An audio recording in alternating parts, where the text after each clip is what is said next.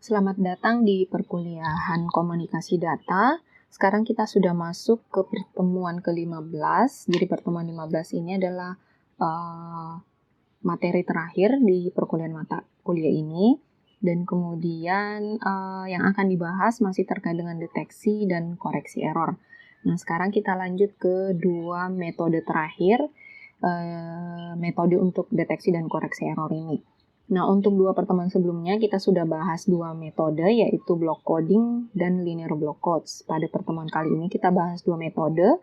Yang pertama adalah cyclic codes dan yang kedua adalah checksum.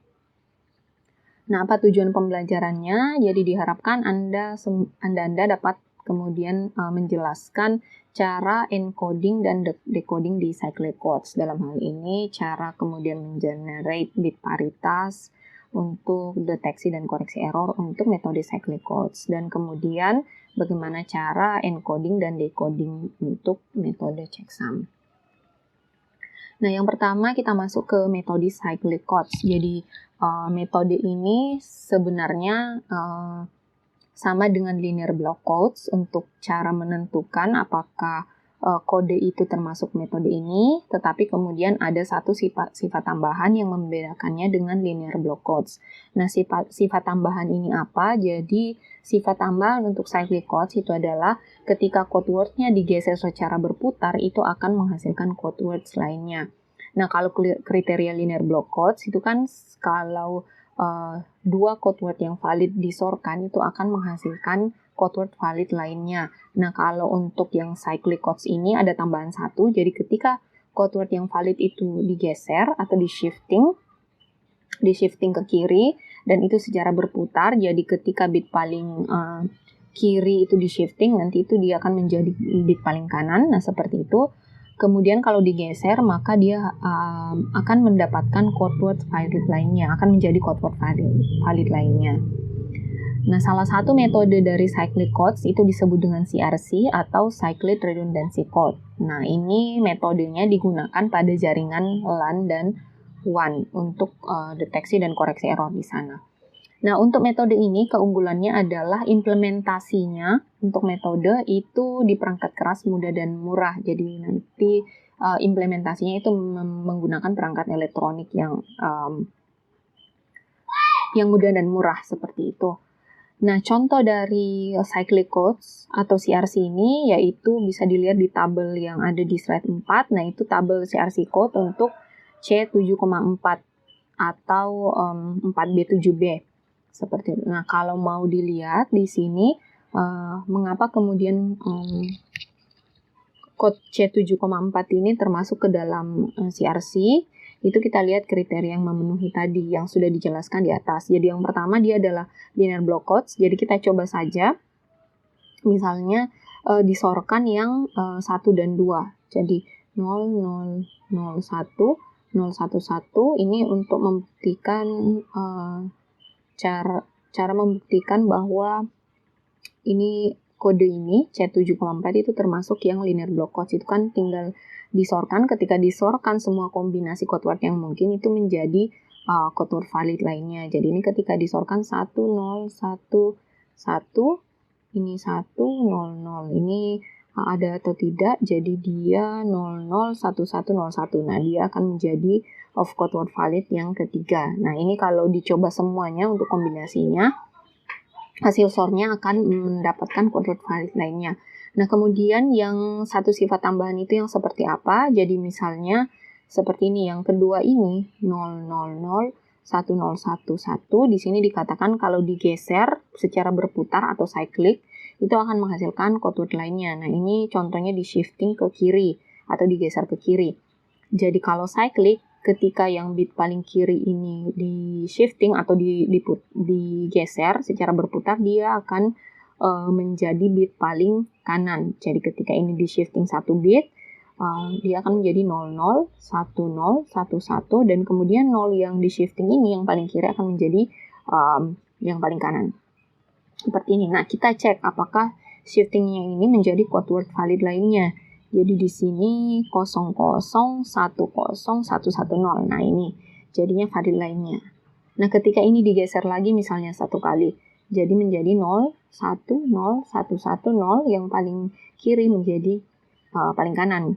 Kita lihat apakah ada 0, 1, 0, 0, 1, 0, 1, 1, 0, 0. Nah, dia menjadi yang di sebelah sini. Nah, ini kalau digeser semuanya, kemudian pasti dapatnya yang kotor valid. Nah, makanya di sini dikatakan bahwa code 7,4 ini dia masuk kategori yang cyclic redundancy code.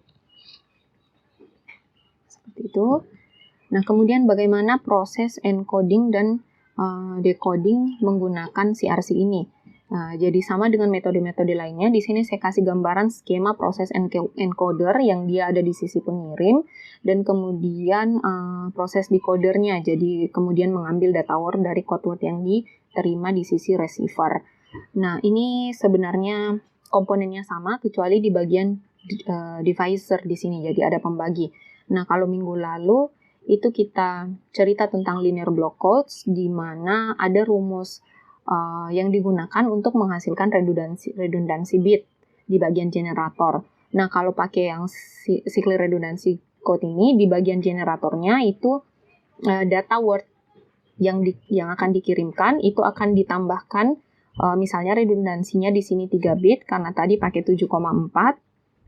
Jadi ditambahkan dengan 3 bit 0 di bagian paling kanan.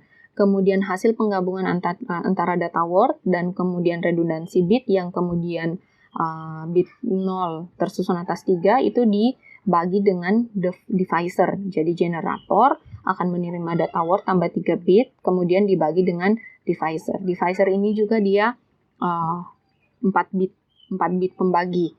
Nah, ini nanti ada kriteria untuk kemudian memilih divisor, nanti akan dibahas di slide berikutnya.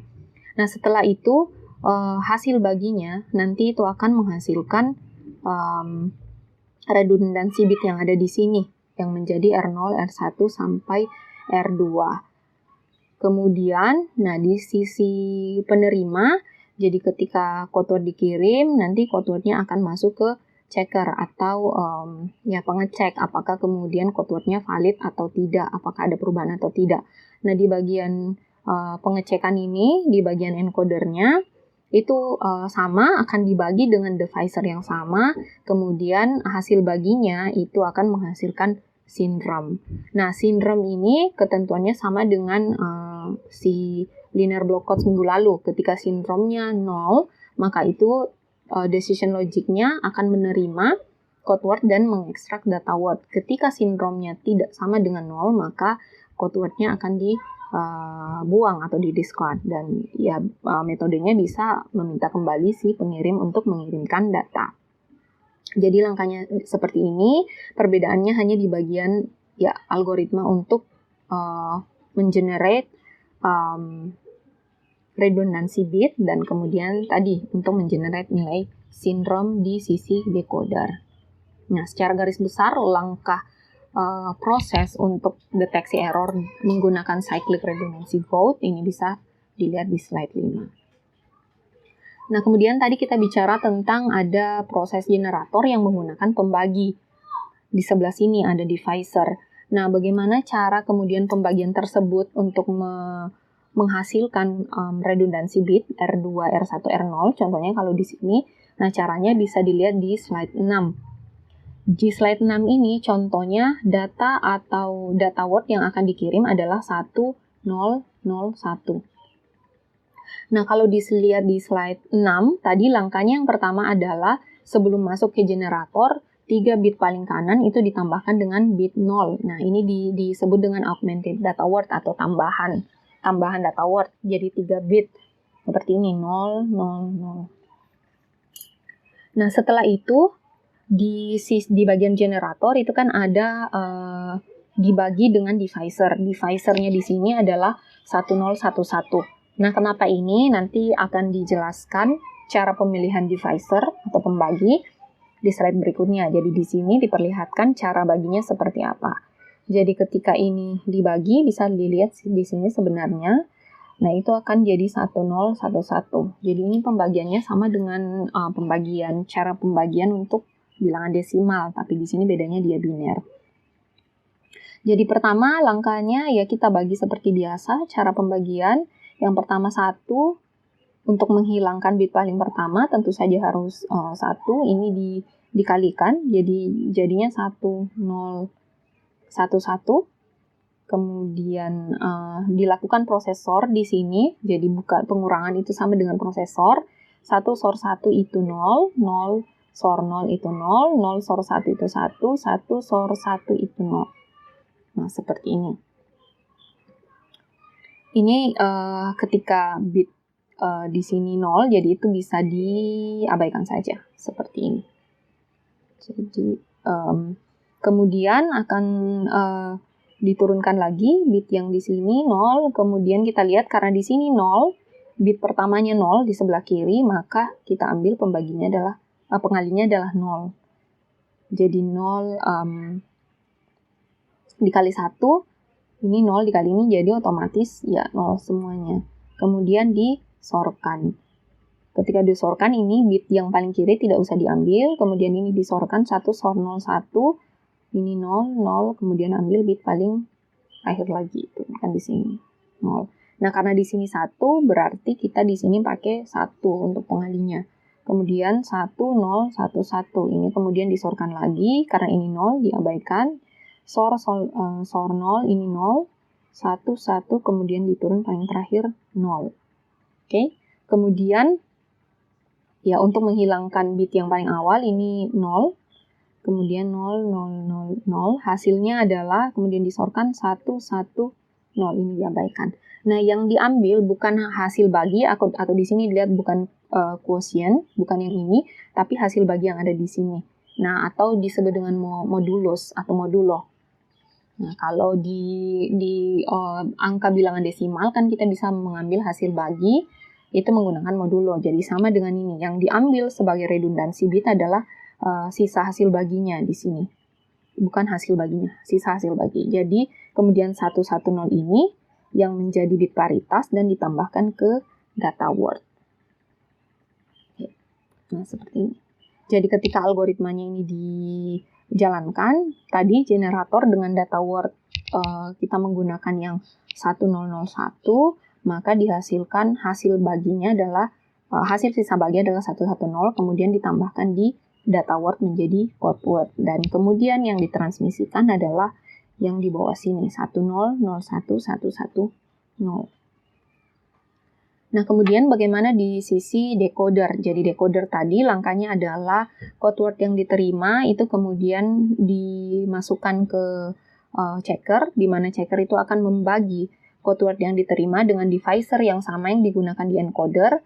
Kemudian sisa hasil bagi dari pembagian tersebut, nah itulah yang diambil sebagai nilai sindrom untuk mengetahui apakah code word yang diterima terdapat error atau tidak. Nah, di sini di slide 7 itu diperlihatkan untuk dua kondisi. Jadi ketika code word yang diterima valid dan code word yang diterima itu ada error. Yang pertama yang di sebelah kiri di sini, code word yang diterima itu disamakan dengan code word yang dikirim untuk melihat bagaimana proses di decodernya berlangsung. Jadi caranya sama. Nah, kalau di encoder tadi 3 bit paling akhir itu ditambahkan dengan augmented bit, ditambahkan dengan 3 bit 0. Kalau di sini tidak perlu ditambahkan karena code word-nya itu yang diterima oleh si receiver. Jadi 1001 110 kita ambil dari code word yang di atas ini. Cara pembagiannya sama dengan yang tadi yang saya jelaskan di slide 6. Itu tinggal 1001 ini dikalikan 1 untuk menghilangkan bit awal. Jadinya 1011. Kemudian disorkan, ini diabaikan bit pertama karena sudah 0. Kemudian diambil yang 3 bit belakang 0, 1, 0. Kemudian diturunkan bit satunya. Kemudian untuk menolkan ini nanti bit pertama ini harus 0. Maka pembaginya dikali dengan 0. 0, 0, 0, 0. Kemudian ini disorkan. 1 SOR 0 itu 1, 0 SOR 0, 0, 1 SOR 0 itu 1, kemudian diturunkan lagi bit selanjutnya. Ini 1. Kemudian karena di sini awalnya 1, maka kita perlu kemudian mengalihkan pembaginya dengan 1. Maka diperoleh 1011 ini disorkan, dapatnya 0, 0 SOR 0 itu 0, 1 SOR 1 0, ini pun 0. Kemudian diturunkan lagi kotor yang terakhir 0. Kemudian karena awalnya 0, maka kita ambil pengalinya yang 0. 0 dikali dengan 1011, maka dapatnya 0 seperti ini. Ketika disorkan, maka menghasilkan 3 bit 0 seperti ini. Jadi sindrom yang diperoleh adalah sisa hasil bagi yang ada di sini atau remindernya. Nah, karena sindromnya 000, maka di arsitektur yang di sini, nah itu sindromnya 000, kemudian masuk ke analyzer di decision logic, dan dilihat sindromnya 000, maka data code word yang diterima itu valid, maka data wordnya diekstrak dan parity bitnya itu dibuang seperti itu. Maka dihasilkan kalau seperti ini, data wordnya diekstrak menjadi 1001. Nah, kemudian bagaimana kasusnya kalau misalnya yang diterima berubah code wordnya? Jadi semestinya yang diterima adalah 10011110, tetapi A0, code word A0 di sini berubah menjadi 10001110. Ini ada error. Kita lihat bagaimana proses di receivernya. Jadi code word yang diterima itu dibagi dengan divisor yang sama yang ada di sender seperti ini. Jadi kita bagi dengan cara yang sama dengan tadi, karena di sini 1 awalnya, jadi kita kalikan 1 divisornya, jadi 1011, kemudian disorkan, ini dihilangkan karena sornya hasilnya 0, kemudian 011 diturunkan paritas yang ke pertama, ini 1. Kemudian di sini awalnya 0, maka kita kalikan dengan 0, jadinya 0000. Maka hasilnya dapatnya 1 sur 0 itu 1, seterusnya 1, kemudian diturunkan 1. Nah, karena awalnya 1, maka dikali dengan 1. Sini. Kemudian pengurangnya adalah 1011. Nah, ini disorkan, maka dapat 100 diturunkan code word yang terakhir itu 0, karena awalnya 1, maka ini dikali dengan 1. Nah, ini maaf, ini bukan 0, tetapi 1. 1 dikali dengan 1011, dapatnya 1011, ini disorkan, maka dapatnya 0, 0 sor 11, 0 sor 11. Nah, jadi sindrom yang diperoleh itu adalah 011. Nah, untuk CRC decoder, ketika sindrom yang dideteksi itu bukan 000, maka analyzernya langsung memberi keputusan bahwa code word yang diterima ini terdapat error, maka langkahnya adalah data wordnya tidak diekstrak, code wordnya di-discarded atau dibuang. Kemudian bisa langkahnya adalah mengirimkan kembali data dari sender. Nah, tadi ada poin yang mengatakan bahwa CRC ini dia algoritma yang murah dan mudah untuk diimplementasi di hardware. Nah, di sini di slide 8 bisa dilihat langkah implementasi di hardware-nya seperti apa. Jadi menggunakan 3 register. Di sini registernya yang kota ini. Nah, menggunakan 3 register ini kemudian yang digunakan untuk menampung redundansi bit. Nah, seperti ini. Jadi di encoder prosesnya seperti ini apabila dijelaskan diimplementasikan di hardware. Kemudian nah di sini yang diperlihatkan adalah di bagian generatornya. Jadi encoder di bagian generator. Nah, kemudian nanti yang paling terakhir ini jadi isi register yang paling terakhir, nah itulah yang menjadi redundansi bit. Nah, langkahnya sebenarnya sama dengan proses hasil bagi. Jadi datanya masih menggunakan contoh yang tadi, misalnya datanya 1001. Nah, langkah di encoder kan ditambahkan 3 bit 0 paling kanan. Nah, seperti ini. Jadi langkahnya tinggal disortkan sesuai dengan isi register di sini. Jadi caranya adalah isi register awal itu 000 sesuai dengan yang ada di belakang sini. Kemudian yang akan jadi operasinya di sini, operasi SOR, jadi operannya di sini 0 tergantung dari register yang paling terakhir. Nah, kita lihat di sini di awalnya di iterasi pertama isi register semuanya 0. Jadi dia akan disorkan, isi register akan disorkan dengan 0. Di sini kemudian diambil bit paling kiri, itu dimasukkan ke register. Seperti ini langkahnya. Jadi 1 SOR 0 itu akan jadi 1. Kemudian lanjut berikutnya. Jadi ini sudah hilang karena sudah disorkan. Kemudian 0 SOR 0 itu 0, 0 SOR 0 kemudian jadi 0. Nah ini sudah langkah pertama. Kemudian diambil lagi bit kedua karena 1 sudah disorkan, kemudian lanjut digeser ke kiri. Jadi sekarang 0. Operasinya 0 yang ada di sini. 0 SOR, karena di sini masih 0, jadi operannya jadi 0 di sini yang akan disorkan. Jadi 0 SOR 0 dapat 0. Kemudian di sini 1, tadi 1 SOR 0 dapat 1.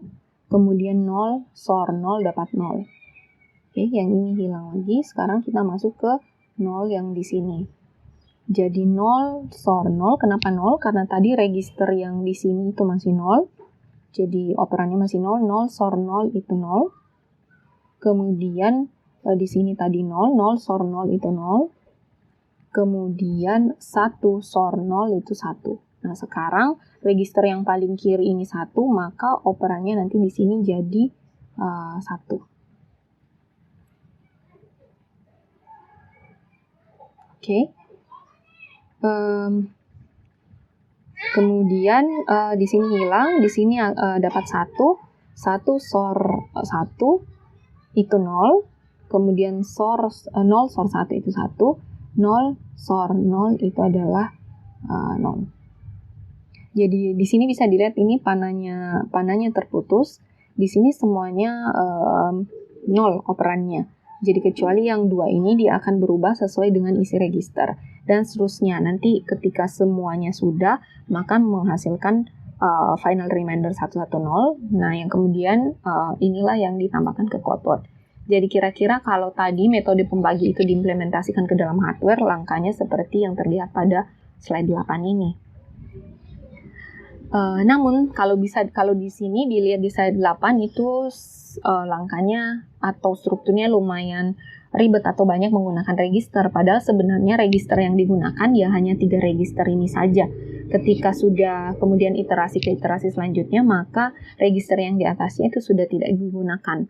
Maka lebih sederhananya implementasi di hardware untuk CRC encoder bisa disederhanakan seperti terlihat pada slide 9. Seperti itu. Oke, nah jadi seperti ini. Yang di sini itu diabaikan. Kalau tadi pakainya operannya jadi 0 terus, kalau di sini yang akan jadi register paling terakhir itu akan tergantung pada register kedua ini.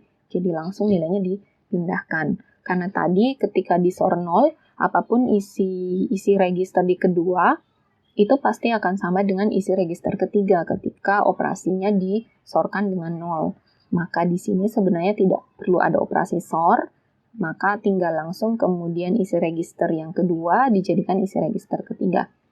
Nah, kalau ini kita bisa uji coba apakah sama hasilnya dengan yang tadi. Di sini saya tuliskan saja rinciannya di bawah sini. Jadi pertama diambil bit ke 1. Nah, ini kan bit ke 1-nya 1. Karena di sini isi registernya 0, maka di sini yang akan digunakan SOR adalah SOR 0. Ikut yang di sini. Nah, pertama bit 1 itu diambil, dimasukkan ke dalam encoder ini. Jadi 1 SOR 0 itu 1. Maka di sini jadinya 0, 0, 1 untuk iterasi pertama. Nah, ini kan pasti akan sama. 0 SOR 0 itu 0, kemudian di sini jadi 0. Ini sudah, kemudian langkah kedua kita gunakan yang 0. 0 SOR 0, 0 SOR 0 itu 0. Kemudian tadi di sini 1 isinya, ada di sini. 1 SOR 0 itu 0. Kemudian kita pakai 0. Ini sudah, kemudian kita ke bit yang ketiga. Di sini masih 0, karena yang paling terakhir di sini bitnya 0. 0 SOR 0 itu 0. Kemudian tadi di sini yang terakhir adalah 0. 0 SOR 0 adalah 0. Kemudian di sini juga 0.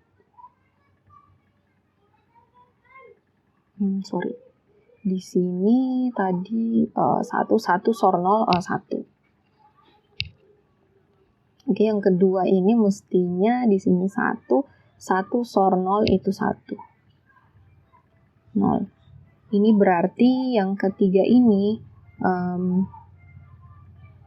maka di sini 1, ketika di sini ini 0 0, maka di sini bitnya akan pindah 1. Oke, sekarang registernya untuk disorkan untuk bit keempat di sini akan jadi 1. Nah, ini kemudian 1, sekarang pakainya yang bit 1 SOR 1 itu adalah 0. Nah, sekarang 0. Nah, yang terakhir di sini adalah 0 SOR 1 itu 1. Kemudian di sini pindah menjadi 1. Oke, sekarang registernya masih pakai yang 1. Sekarang bitnya bit keempat. Kita ambil 0 SOR 1 itu 1. Tadi di sini 0 SOR 1 itu 1. Kemudian di sini masih pakai 1. Oke, masih pakai di sini 1 lagi, masih pakai 1. Sekarang kita masuk ke bit ke 0. 0 SOR 1 itu 1. 0 SOR 1 itu 1. Kemudian 1 SOR. Di sini 1 SOR 1 itu menjadi 0. Maka di sini jadi 0. Oke, sekarang ganti karena 0, sekarang SOR-nya 0. Ke 0 yang ada di sini. 0 SOR 0 itu 0 SOR 0. Kemudian di sini 1 SOR 0 itu 1, di sini 1. Nah, di sini remindernya jadinya 110. Kita lihat dengan yang tadi. Oke, ini sama. Remindernya sama 110. Jadi untuk lebih sederhananya, remindernya bisa arsitekturnya bisa sesederhana ini. Tidak perlu kemudian menggunakan banyak register seperti pada slide 8. Nah, jadi kalau misalnya mau rancangan umumnya seperti apa, itu tadi kalau registernya ada 3 yang merepresentasikan binary redundancy bitnya. Nah, kalau misalnya nanti encodingnya pakai yang redundancy bitnya lebih dari 3, kira-kira arsitektur untuk encoder dan decodernya seperti ini. Jadi jumlah register itu sama dengan N kurang K kurang 1, di mana N itu adalah jumlah data code words, K itu adalah jumlah data word dikurang 1. Jadi contohnya kalau yang tadi yang 7 yang kita gunakan C7,4. Kalau di sini pakainya berarti R 7 kurang 4 3 kurang 1 2. Jadi sampai R2. R0, R1, R2. Kalau misalnya pakai encoding yang lebih dari block code yang lebih dari ini, ya tinggal digunakan rumus ini untuk mengetahui berapa register yang digunakan, sampai register berapa. Oke. Nah, untuk di decodernya seperti apa arsitekturnya? Jadi ini akan sama, bisa dilihat di sini akan sama, tetapi nanti yang isi register itu adalah isi sindrom. Jadi caranya sama, tetapi hasil di registernya pada saat di decoder yang menunjukkan nilai sindrom yang akan menentukan nanti di analyzernya apakah code words yang diterima itu ada error atau tidak. Oke. Nah, kalau yang tadi CRC direpresentasikannya menggunakan biner. Nah, langkah lainnya untuk lebih mudah sebenarnya CRC itu bisa direpresentasikan dengan polinomial. Jadi ketika direpresentasikan menggunakan polinomial, bisa dilihat di sini di slide 11 itu untuk proses pembagiannya akan lebih ringkas dan ya mudah difahami seperti itu. Jadi caranya ketika direpresentasikan dengan menggunakan polinomial itu menggunakan persamaan seperti ini. Jadi misalnya code word-nya seperti ini 1000011 ini mau direpresentasikan menjadi polinomial. Jadi bilangan di sini yang 1 dan 0 ini itu menggambarkan koefisien dari termnya. Ini disebut dengan term. Jadi bit yang pertama ini mewakili X pangkat 0. Kemudian bit yang kedua mewakili X pangkat 1 dan seterusnya kalau di sini sampai X pangkat 5. kemudian 0, 1, 2, 3, 4, 5, 6, maaf, sampai 6. Nah, kemudian nanti ini tinggal dikalikan dengan koefisien, maka dihasilkan persamaan polinomialnya.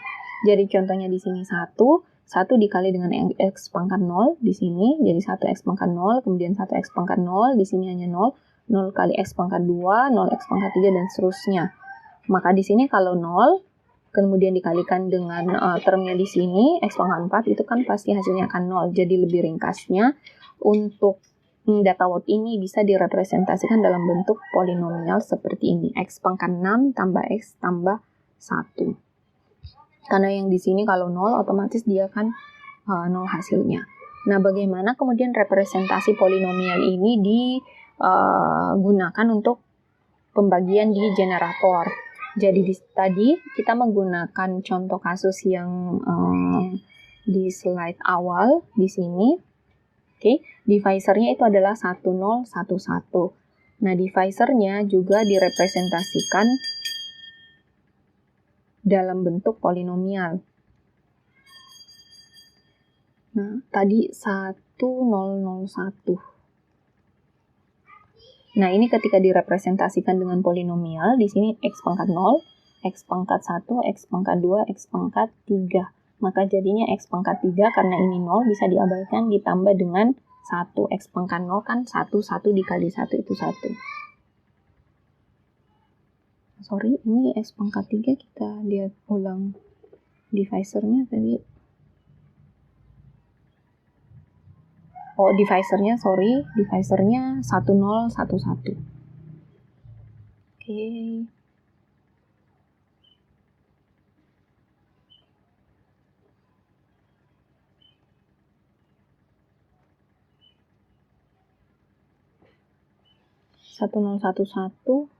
Ini berarti ya tambah x, karena ini 1 kali x pangkat 1 itu x, tambah dengan 1. Jadi divisornya adalah x pangkat 3 tambah x tambah 1. Nah, ini bisa langsung dibagikan seperti ini. Jadi tadi representasi untuk datanya x pangkat 6 tambah x pangkat 3. Kita lihat ulang saja datanya tadi 1001.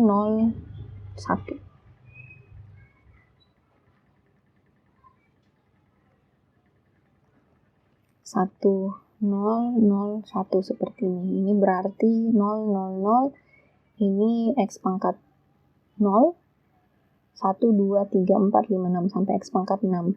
Kemudian yang ada nilainya 0, 1, 2, 3, x pangkat 3. Nah, maka ini bisa jadi x, datanya adalah x tambah 6, x pangkat 6 tambah x pangkat 3. Nah, ini karena dikali 0 juga tidak ada. Jadi bisa ditulis seperti ini, datanya, representasinya dalam polinomial, x pangkat 6 ditambah x pangkat 3. Ini dikasih jarak supaya nanti gampang untuk pembagiannya. Oke, yang pertama, pembagiannya sama dengan pembagian biasa, di mana langkahnya adalah menghilangkan term yang paling awal di sini, jadi x pangkat 6. Pembaginya karena x pangkat 3, maka untuk kemudian menyamakan dengan yang ingin dibagikan di sini, x pangkat 6, maka kita kalikannya dengan x pangkat 3. Nah, kalau perkalian pangkat, ketika x pangkat 3 dikali dengan x pangkat 3, itu kan caranya dijumlahkan pangkatnya untuk hasil kali, jadi x pangkat 6. Nah, sama dengan ini. Jadi x pangkat 3 kali x pangkat 3, x pangkat 6, ditambah dengan x pangkat 3 kali x, itu ke x pangkat 4, kemudian x pangkat 3 dikali dengan 1, jadinya x pangkat 3. Kemudian ini dikurangkan. Ketika dikurangkan akan habis, dapatnya x pangkat 4 saja, karena di sini juga habis. Kemudian untuk menghilangkan x pangkat 4, karena pembaginya x pangkat 3, maka cukup dikali dengan x, jadi tambah dengan x kali x pangkat 3 dapatnya x pangkat 4, x kali x kuadrat, kemudian x kali 1 itu x. Kemudian dikurangkan, jadi kalau untuk polinomial ini pengurangannya tidak ada yang minus, jadi semuanya positif. Nanti ketika dikurangkan di sini habis, jadi sisanya adalah x pangkat 2 tambah x. Jadi remindernya adalah di sini. Nah, bisa dilihat kalau menggunakan representasi polinomial dibandingkan dengan biner, tadi langkahnya lebih panjang untuk yang menggunakan representasi biner. Nah, remindernya berarti x pangkat 2 tambah x. ketika ini dirubah kembali jadi biner, itu menjadi 1, 0, 1, 1, 0, sorry. Ini 1 koefisiennya, ini koefisiennya juga 1, kemudian di sini ada X pangkat 0, tidak dituliskan berarti koefisiennya 0. Nah, ini bisa dilihat sama hasilnya ketika direpresentasikan dengan biner. Nah, tadi ada dibahas tentang bagaimana menentukan pembagi atau dari dalam hal ini istilahnya polinomial generator atau generator. Jadi di dalam CRC generator yang tadi pembagi itu disebut dengan polinomial generator atau biasanya lebih gampangnya disingkat menjadi generator. Jadi di sini ada ketentuan yang kemudian digunakan. Yang pertama adalah setidaknya memiliki 2 term. Kalau di sini dilihat pembagi untuk studi kasus yang kita gunakan, contoh kasus itu menggunakan 3 term. Jadi X pangkat 3 tambah X tambah 1. Nah, ini dia masih memenuhi kriteria yang pertama untuk jadi generator atau pembagi. Yang kedua, koefisien dari term X pangkat 0 harus 1. Nah, bisa dilihat di sini koefisien untuk X pangkat 0-nya itu 1. Kemudian sebaiknya tidak membagi X pangkat T tambah 1 di mana T itu antara 2 sampai N kurang 1. N ini adalah jumlah data word. Jumlah code word maksud saya.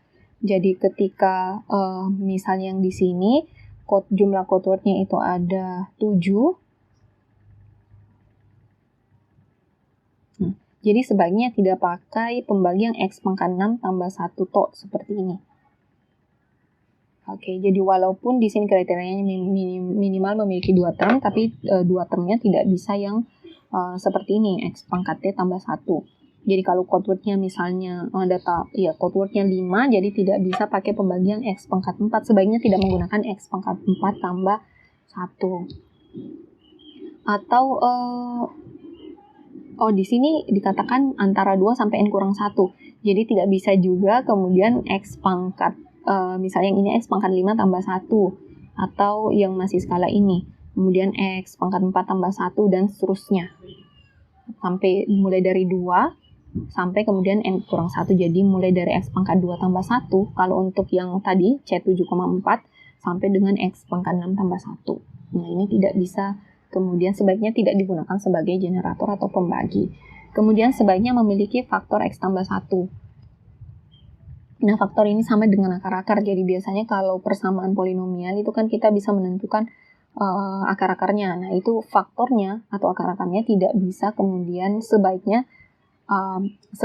salah satu akar-akarnya itu adalah X tambah 1. Jadi contohnya kalau persamaan seperti ini X tambah 1 X kurang 2 misalnya. Ini kan X kuadrat, kemudian saya tambahkan saja X kuadrat tambah 3X tambah 3.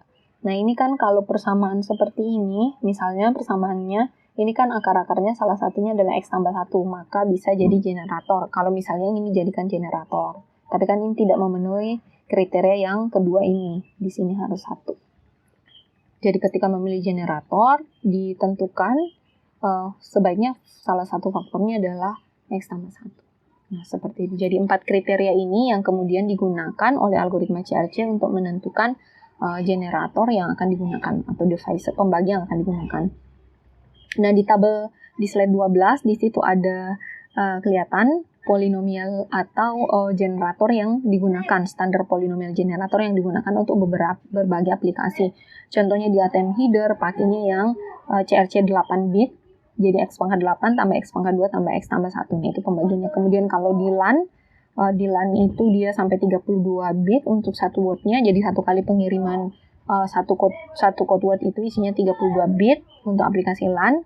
Nah, generatornya, polinomial generatornya bisa dilihat di situ ketentuannya.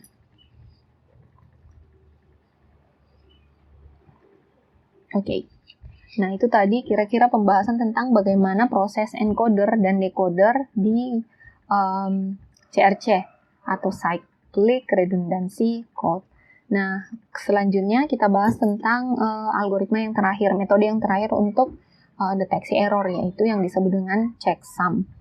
Nah, checksum ini umum digunakan di internet. Mungkin ada yang pernah lihat ketika mendownload sesuatu kemudian gagal, kemudian di situ ada terlihat bahwa checksumnya sekian. Mungkin ada yang familiar. Jadi metode checksum yang Anda lihat, yang pernah mungkin lihat ketika mendownload dan downloadnya error, itu adalah metode koreksi error. Nah, jadi ini umum digunakan di internet, tetapi tidak digunakan di lapisan data link. Jadi kan pada perkuliahan tentang jaringan itu Anda belajar layer OSI, jadi di situ ada 7 layer, di mana layer yang paling bawah fisikal, yang paling atas itu application. Jadi checksum ini dia tidak ada digunakan di protokol pada lapisan data link. Contoh protokolnya seperti Ethernet atau point-to-point PPP. Nah, itu tidak digunakan di sana untuk checksum. Nah, bagaimana ide dari metode ini? Jadi idenya adalah menggunakan hasil jumlah dari seluruh data, kemudian hasil jumlahnya itu yang nanti dijadikan sebagai metode untuk mendeteksi adanya error atau tidak. Jadi idenya menggunakan hasil jumlah dari seluruh data. Seperti itu. Kemudian representasi datanya untuk checksum itu harus direpresentasikan dalam bentuk angka, tentu saja karena ini kita bicara tentang komputer di mana dia hanya bisa melihat angka, bisa membaca angka. Jadi ketika misalnya huruf data yang dikirimkan atau pesan yang dikirimkan dalam bentuk kata atau huruf, maka akan dikodekan. Di sini representasinya pakai ASCII. Nah, ASCII ini sudah dibahas di pertemuan tentang encoding di awal, proses pengkodean di awal. Jadi ASCII itu ada pemetaannya antara huruf, contohnya A besar itu ASCII-nya 64. Nah, itu bisa dilihat nanti, silakan di search cara kemudian konversi pengkodean dengan ASCII ini. Nah, tadi idenya dikatakan bahwa ide checksum ini adalah menggunakan penjumlahan seluruh data yang akan dikirimkan. Jadi di sini di slide 14 itu direpresentasikan, digambarkan bagaimana ide dari checksum ini. Jadi misalkan akan dikirimkan data terdiri dari 5 angka. Jadi datanya ada 5 angka. Setelah dikodekan, jadi dapatnya 7, 11, 12, 06. Kemudian tiap angkanya ini direpresentasikan dalam 4 bit biner. Jadi 7 ini nanti akan kalau dikonversi jadi biner itu jadinya hanya 4 bit. Nah, seperti itu. Kemudian selain data, dikirimkan juga hasil penjumlahan dari angka-angka tersebut. Nah, ide checksumnya seperti ini. Jadi kalau misalnya metode sebelumnya yang kemudian linear block quotes atau CRC, yang ditambahkan itu adalah redundansi bit. Kalau di sini adalah angka hasil jumlah seperti itu. Nah, contohnya seperti ini. Jadi datanya 7, 11, 12, 06. Kemudian yang data yang akan dikirim ditambahkan satu angka di sini yang merupakan hasil penjumlahan seluruh data. Jadi ketika dijumlahkan 7 tambah 11 tambah 12 tambah 0 tambah 6, nanti dapatnya 36. Nah, 36 ini hasil penjumlahan ini kemudian akan dikirim bersamaan dengan data. Nah, di sisi penerima nanti akan diterima semuanya. Kemudian bagaimana mengecek adanya error atau tidak di datanya. Nanti penerima ini akan mengambil semua bit data. Jadi kecuali semua data kecuali angka yang paling terakhir, seperti itu. Jadi dipisah, angka paling terakhir ini masuk ke data penjumlahan, kemudian penerima akan menjumlahkan seluruh data. Setelah dijumlahkan, ini dapatnya 36, kemudian akan dibandingkan dengan bit terakhir dari angka terakhir dari data yang dikirimkan. Nah, setelah kemudian dibandingkan, di sini akan dilihat apakah sama atau tidak. Ketika hasil penjumlahannya sama, maka ada kondisi yang bisa dilihat. Ketika sama, maka dinyatakan tidak ada error. Ketika tidak sama, maka akan error.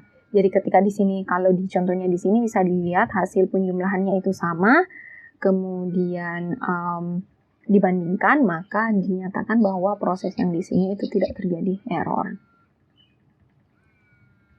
Nah, kalau dilihat di slide 14, di sisi penerima itu agak ribet prosesnya. Jadi itu sebenarnya bisa lebih sederhanakan lagi. Nah, lebih sederhananya ini di sini jadi menggunakan nilai komplement atau negatif dari hasil jumlah. Jadi kalau tadi di contoh 14 itu yang digunakan adalah hasil jumlah seluruh data. Nah, kalau di sini untuk lebih sederhananya lagi di proses penerima, yang digunakan adalah nilai negatif penjumlahan. Nah, inilah yang disebut dengan checksum-nya. Jadi, tadi hasil penjumlahannya yang sudah dijumlah di slide 14 itu 36, maka diambil nilai komplemennya atau nilai negatifnya, yaitu minus 36 seperti ini. Nah, kemudian akan dikirim. Nah, di sisi penerima ini tinggal menjumlahkan saja semua data yang diterima. Jadi, tidak perlu yang tadi, kalau di slide 14 idenya seperti itu, dibagi lagi, kemudian nanti dijumlahkan yang data to, kemudian dibandingkan dengan hasil penjumlahan. Kalau di sini, seluruh data yang diterima itu kemudian dijumlahkan. Kemudian hasil jumlahnya, kalau 0 itu berarti tidak ada error, kalau tidak sama dengan 0 hasil jumlahnya, maka ada error. Nah, contohnya di sini, yang diterima tinggal dijumlahkan 7 tambah 11, tambah 12, tambah 0, tambah 6, itu dapat 36. Ketika dijumlahkan dengan minus 36, maka dihasilkan 0, maka dinyatakan tidak ada error. Jadi ide checksum seperti ini. Jadi setelah dijumlahkan, kemudian dikomplementkan atau dinegatifkan, kemudian ditambahkan di data yang kemudian dikirim. Nah, nanti di sisi penerimanya tinggal menjumlahkan seluruh data yang ada, kemudian dilihat hasil jumlahnya. Oke. Kalau yang tadi kita pakai contohnya itu contoh angka, di sini diperlihatkan ketika dia dalam bentuk biner, karena tentu saja nanti implementasinya adalah angka-angka yang tadi itu dirubah ke dalam biner seperti itu. Nah, contohnya seperti ini. Jadi, bagaimana representasi angka 21 pada komplement aritmatik menggunakan 4 bit. Jadi, contohnya ketika angka 21, kemudian ketentuannya bahwa satu word itu hanya 4 bit. Satu data word itu hanya 4 bit. Jadi, biner 21 ini akan dirubah ketika dijadikan biner, maka dia akan menjadi 5 bit seperti ini.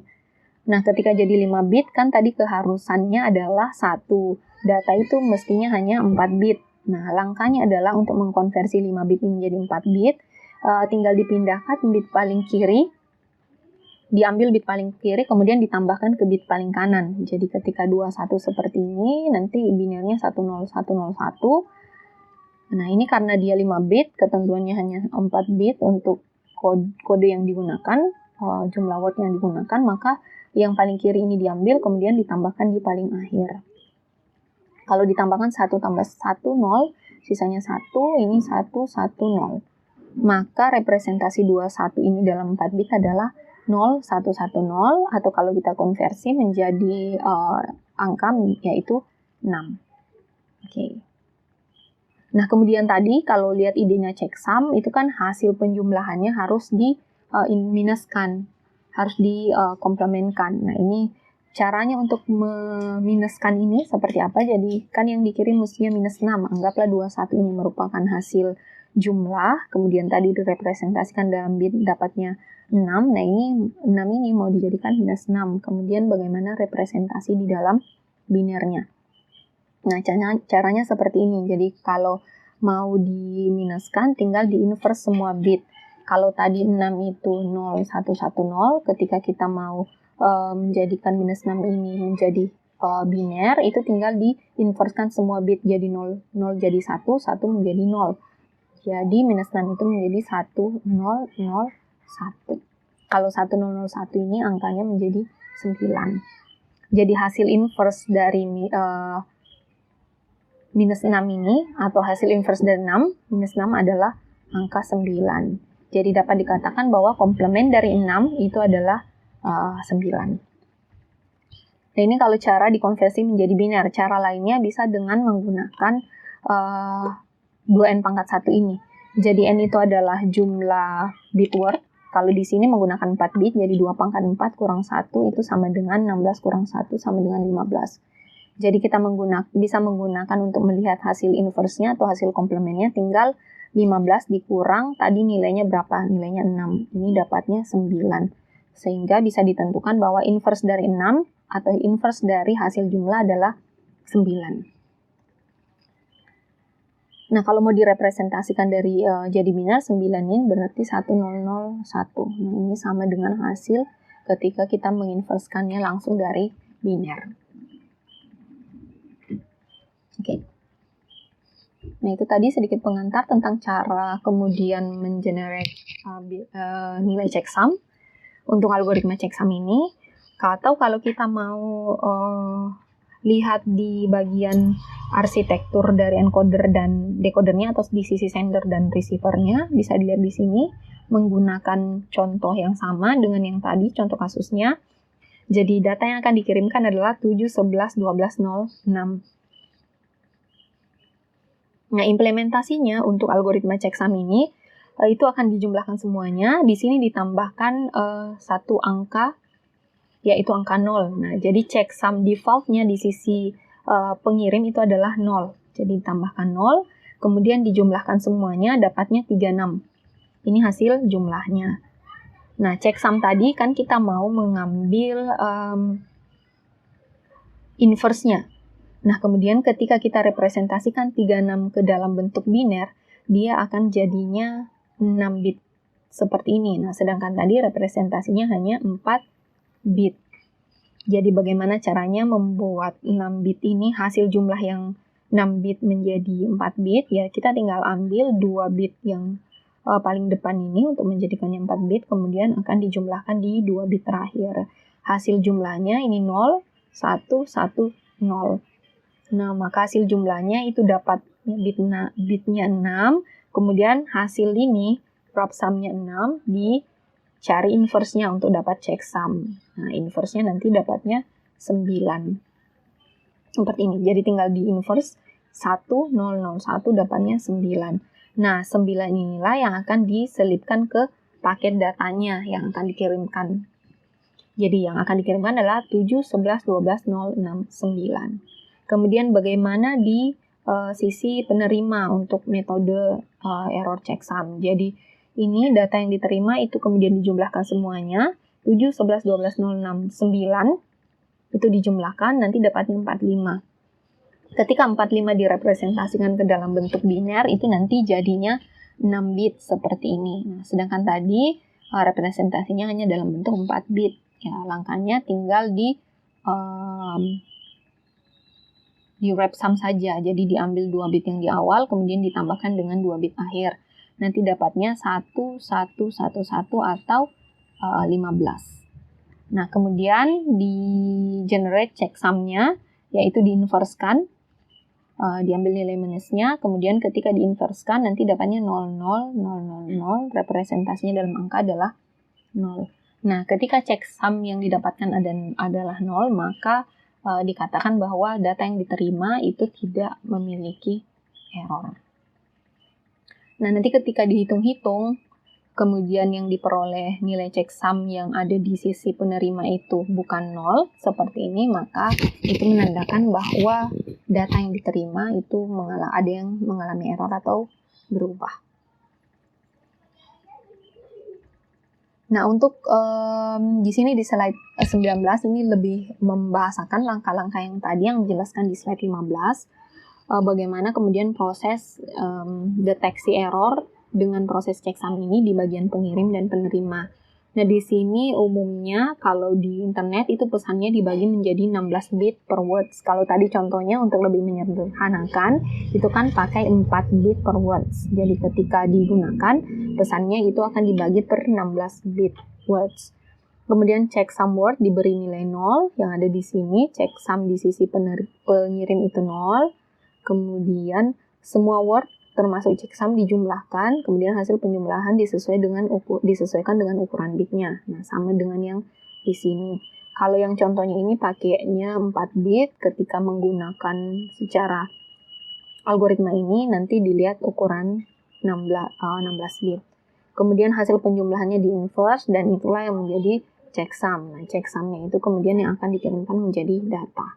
Nah, langkahnya kan sama di penerima. Jadi ketika diterima pesannya dalam bentuk 16 bit words, kemudian pesannya akan disesuaikan ukurannya, kemudian hasil dijumlahkan semuanya, kemudian ketika di-inverse, kalau checksumnya 0, maka tidak ada error. Ketika bukan 0 atau sebaliknya, maka itu diidentifikasi terdapat error.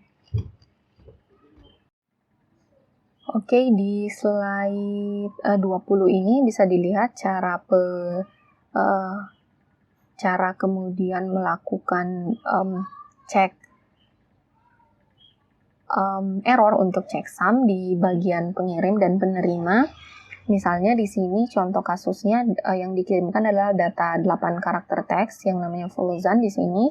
Nah, tadi bisa dilihat di algoritma sebelumnya bahwa untuk checksum representasinya per 16 bit words. Jadi kalau 16 bit word itu sama dengan 2 byte.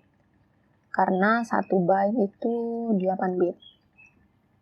Jadi kalau bisa dilihat di sini, kalau satu karakter itu merepresentasikan 1 byte atau 8 bit, maka untuk pengiriman ini dia akan dipecah menjadi 22 huruf. Jadi vo, ro, uz, dan an seperti ini. Jadi representasinya bagaimana kemudian merubah huruf ini menjadi data yang akan dikirim di sini menggunakan kode ASCII. Nah, kode ASCII ini akan mengkonversi karakter dengan bilangan heksadesimal. Jadi contohnya F di sini adalah 46 representasi heksanya, O itu 6F, kemudian R itu 72, O itu 6F. Nah, ini ada salah sedikit. 6F, kemudian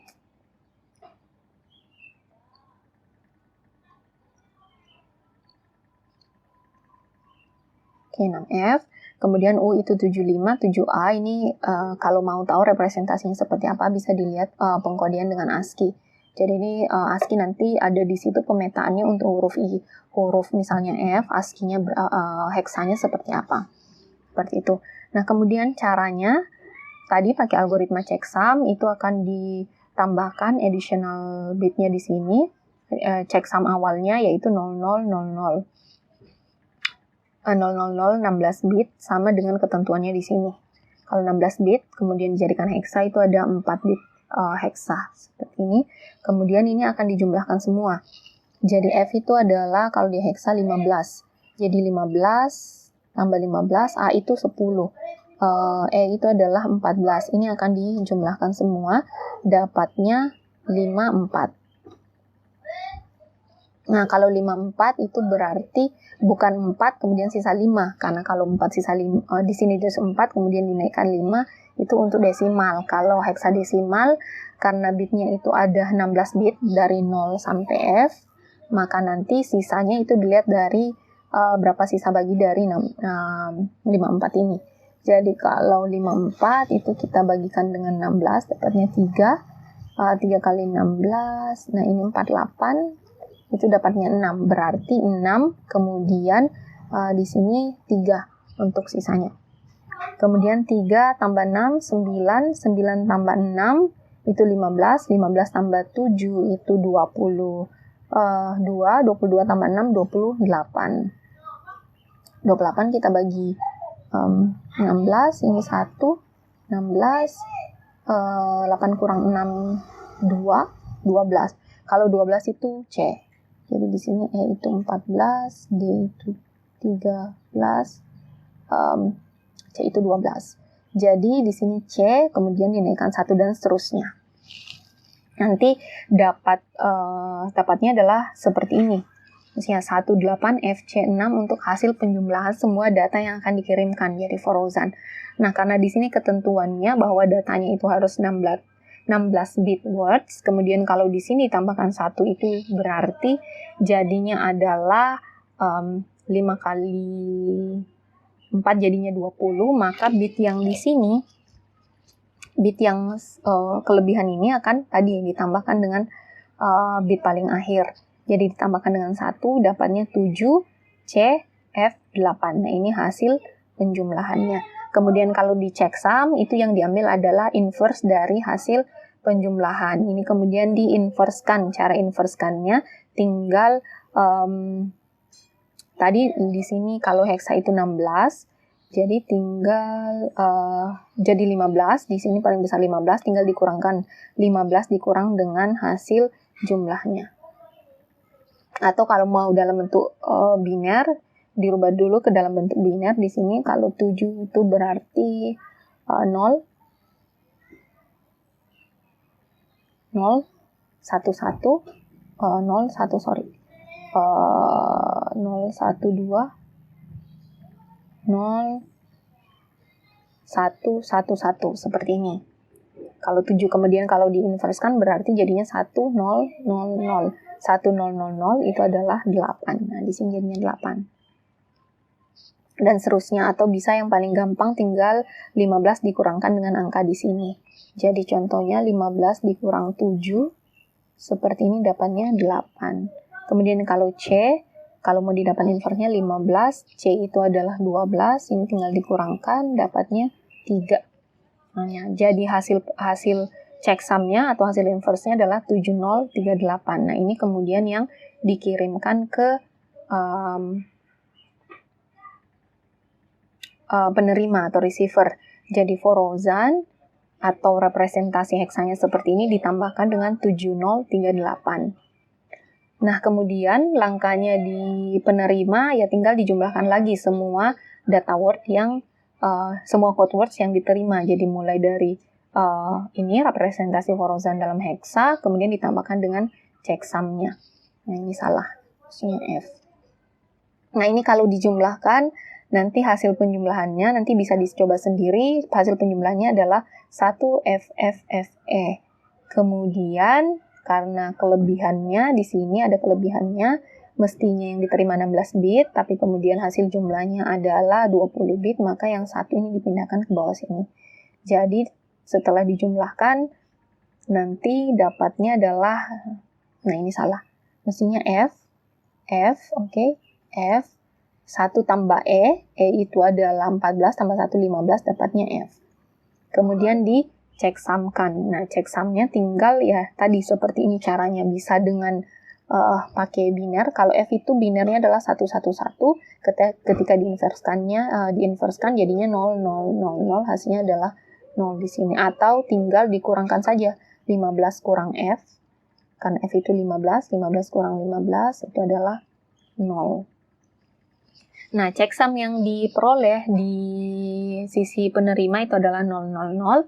Ketika checksum yang diperoleh itu 000, maka dinyatakan bahwa tidak terjadi error untuk karakter ini.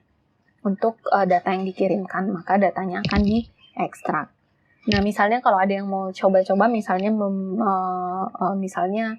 dibuat di sini ada terjadi error, misalnya diganti yang E ini menjadi A, kemudian apa yang terjadi? Apakah kemudian checksumnya bisa memperoleh 0 atau misalnya bukan 0 untuk mendeteksi adanya error atau tidak. Itu bisa dicoba sendiri. Sekian pembahasan untuk pertemuan kali ini yang merupakan pertemuan terakhir. Semoga apa yang dijelaskan itu mudah difahami. Kalau ada yang tidak dimengerti silakan ditanyakan di Google Classroom-nya. Sekian, terima kasih.